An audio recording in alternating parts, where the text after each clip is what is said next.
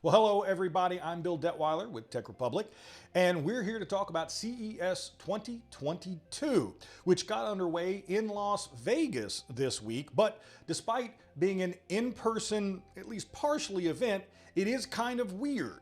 Last year, because of COVID, it was all digital. But this year, CES returned to in person, but because of the Omicron variant, many large advertisers and vendors pulled out in December, and many media organizations like ours decided not to attend. So we're in this kind of weird mixed hybrid space. Despite that, though, we've still got all the tech covered at CES for business professionals. And I'm here with two folks who've been writing about and covering the show this week, Brandon Vigliarolo and Veronica Combs. So, Veronica, I'll start with you first because you've been writing a lot about what attendees to CES 2022, those that are going in person, are having to deal with, how the show's been coping with the virus, the precautions they've been taking, and some of the vendors that have pulled out. So, from your perspective, give us a little insight into maybe what it's like to be on site this year, even though none of us are actually there. Well, CTA announced last summer that you have to be vaccinated. To the best of my knowledge, it's the first big tech event that says you have to be vaccinated. I think Salesforce, at their small event they had last fall, you had to be vaccinated. And but CES is really the one that set this expectation. And so you had to have the Clear app if you're from the States.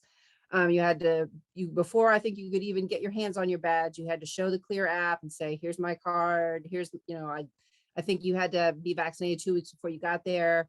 They were a little criticized for not requiring the booster, not saying you had to have a booster too, because obviously if you got your shot last March, the effectiveness has waned a little bit.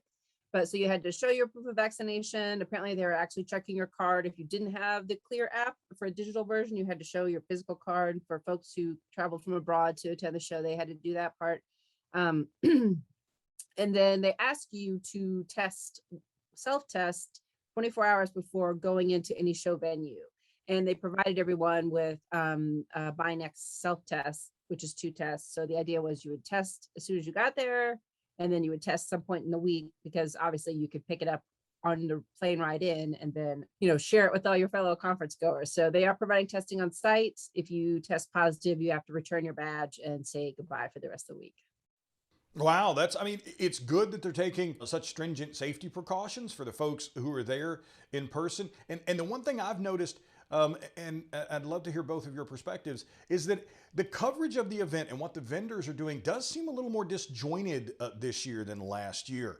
When everyone knew that it was going to be all digital, all the vendors had everything ready to go when the show started. They had all their digital venues, they had all the press materials, they had all the demos that they were going to do, pre-recorded, the videos they were going to release. So there was a lot ready to go. This year, I think when folks thought they were going to be there in person, they pulled back a lot of those digital assets, and then we're kind of scrambling at the last minute. Brandon, in your coverage, have you experienced that? Has it been a little harder to cover this year than maybe last year? Yeah, actually, absolutely. So now, I do want to give the caveat that I was freelance last year. So this is my first year as a staff writer, really covering CNET or CES really in depth.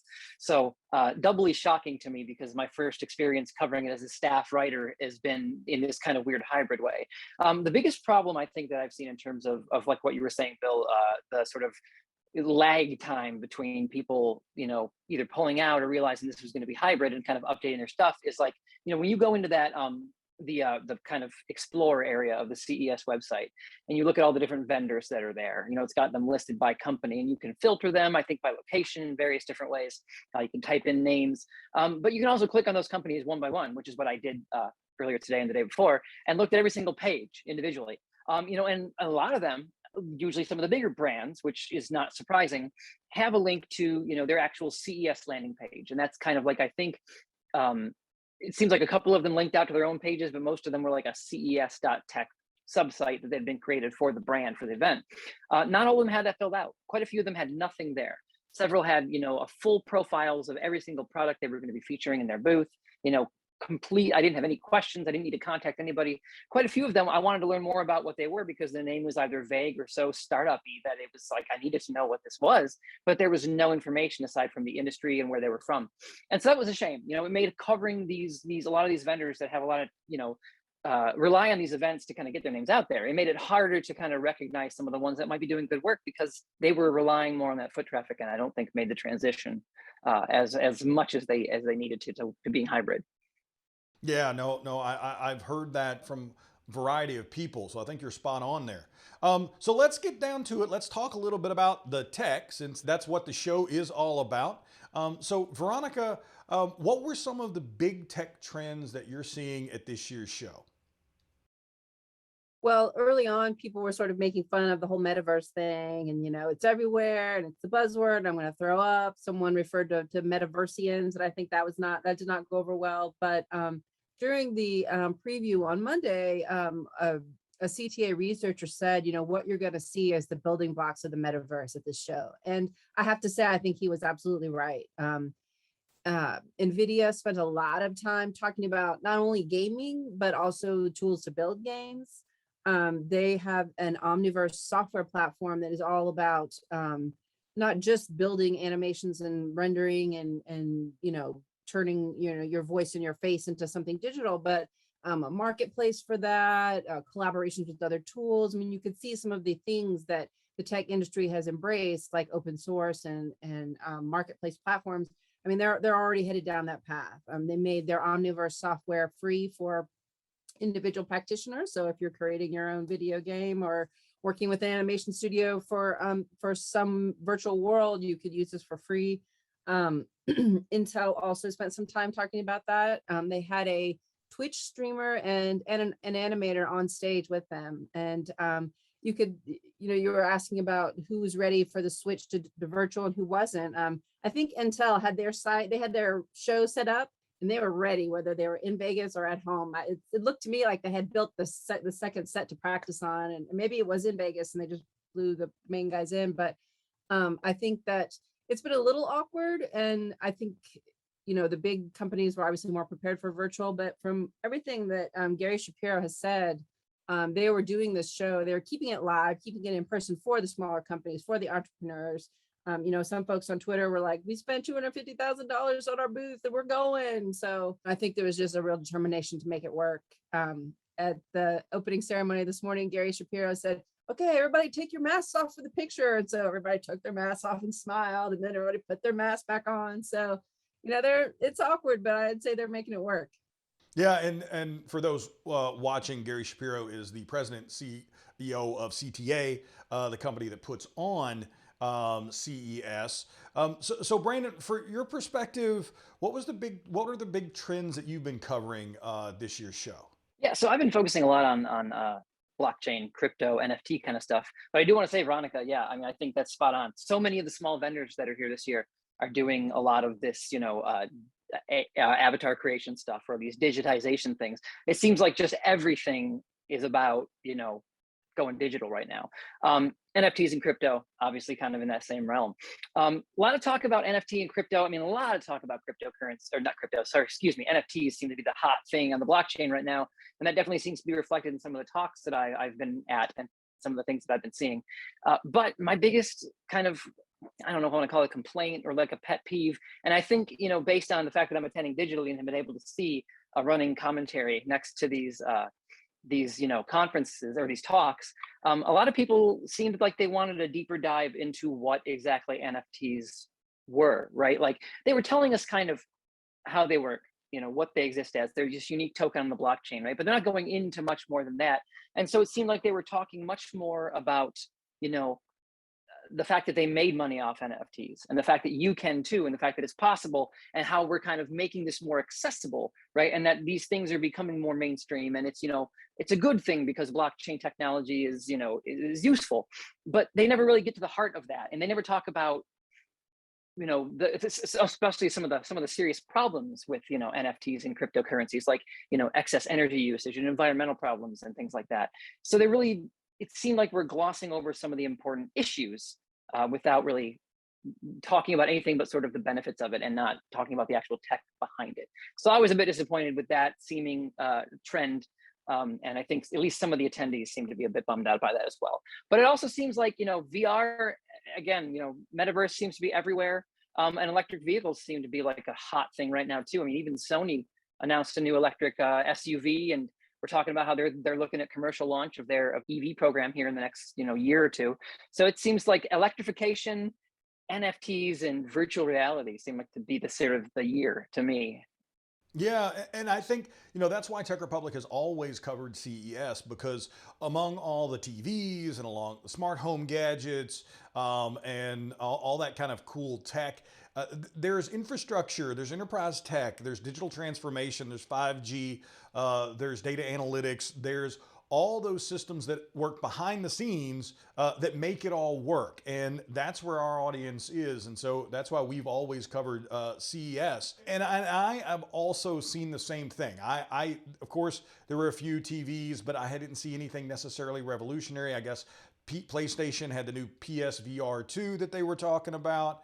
I saw, there's been a host of 11th gen, or Intel's talked about the 11th gen processors. There's a host of new Intel AMD processors and laptops that have kind of rolled out at the show, been showcased at the show. So all that standard kind of hardware. But I think you're both spot on that the EV, the NFT, blockchain, crypto sort of combination there. Although we didn't seem to hear a lot about blockchain, as you were talking about earlier, Brandon. It was a lot of NFTs and kind of crypto, whereas in years past, it's been more about, hey, how are companies actually making use of blockchain, tracking supply chains, things like that. But the EVs definitely seem to steal the show, along with a lot of the autonomy. Autonomous vehicles seem to be front and center. So I think, it struck me years and years ago, there were tons of car stereos at CES, and increasingly now there are more cars, as the smarts and the electronics inside automobiles isn't just with infotainment and is now with the car itself. So, Veronica, I'll throw this one to you first, because this is something that we've always covered on Tech Republic. But there's a lot of, among all this really great tech and among all this really great insight into where we're going in technology, there's also a lot of wacky and just kind of crazy things hidden in the shadows sometimes on the show floor. What was something that you've seen so far that's fallen into that category? Well, definitely, sort of following on the automotive theme, there was a smart fragrance system for your new fancy car. So you don't need to have a little tree hanging on your rearview mirror anymore. Now you can have the smart fragrance system that you can program to whatever scent that you that you desired. And I think that one thing that I noticed that was different this year, CES is always about the wow factor and, oh, isn't this cool? And I watched Mary Barra give the GM keynote this morning, and it wasn't until the very end of her remarks, which were almost an hour, she talked about like the flying car, and it was this sort of like helicopter thing, and it was at the very end. And I have to say, she started out with the boring stuff. She started out with partnerships. She started out with FedEx delivery trucks. She started out with Walmart and the home delivery, and how now Walmart is providing delivery as a service. So I guess if you're a little business in, say, Louisville, Kentucky, you can contract with Walmart to get your stuff home delivered. And so I have to say that, certainly Mary Barra was leading up to the Silverado, the new truck, which I don't even like trucks, and I have to confess that I want one now.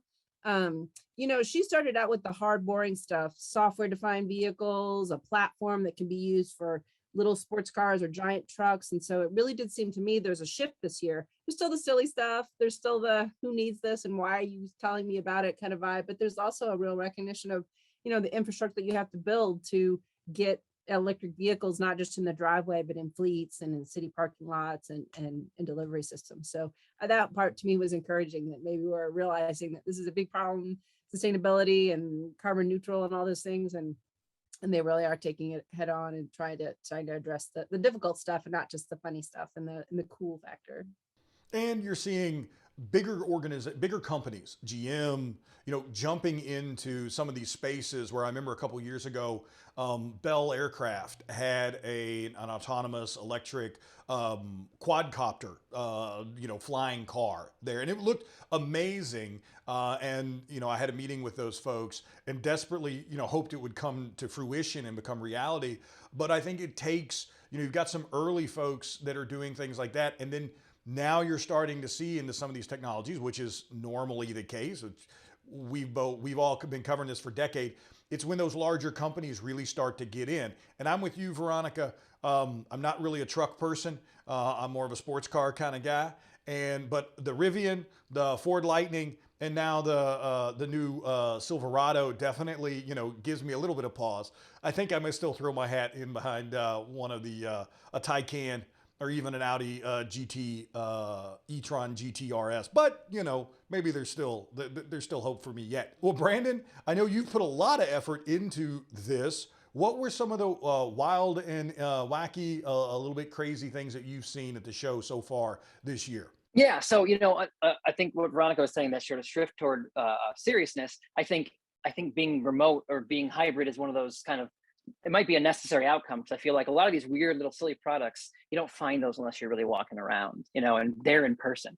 But I did the next best thing I could do, which I mentioned earlier, like click through every single one of those companies to look what they were trying to sell me. And that's like, several pages of those. So after several hours, I whittled it down to about 15 items, which I'm not going to go all through here, but you can read that on TechRepublic if you're so desire. And I'll include links to each one of the products. Few that stuck out to me were the satire becoming reality of the Toto wellness toilet. There was a few years ago, Adult Swim did a series of infomercials, and one of the things they did was a gag called a smart pipe, which was basically an internet connected down tube for your toilet.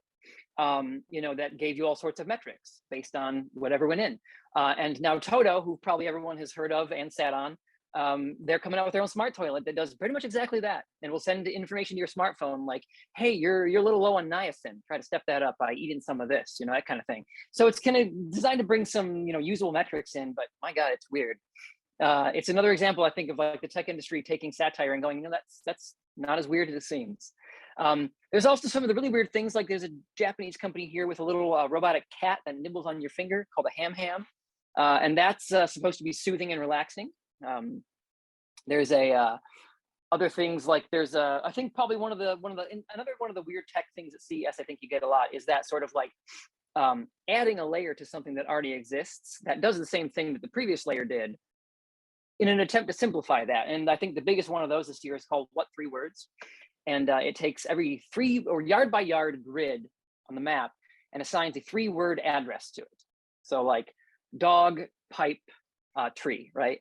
And that's how you identify grid coordinates as opposed to an actual coordinate system, which they think is going to be easier. But GPS nowadays is accurate to about a 3-meter square, so we're talking about roughly the same accuracy, without the need to put another layer of words, meaningless words, on top of a coordinate system. So another one of those kind of technologies that just seems kind of strange. And there's a lot of other wild things too. A pillow that inflates to roll you over if you're snoring, a round smartphone, all kinds of stuff. Yeah, no, it's always amazing. And, if you're watching Toto or Kohler, if you want to ship me one of the toilets and pay to have a plumber install it, I'm all for it. Those things are amazing.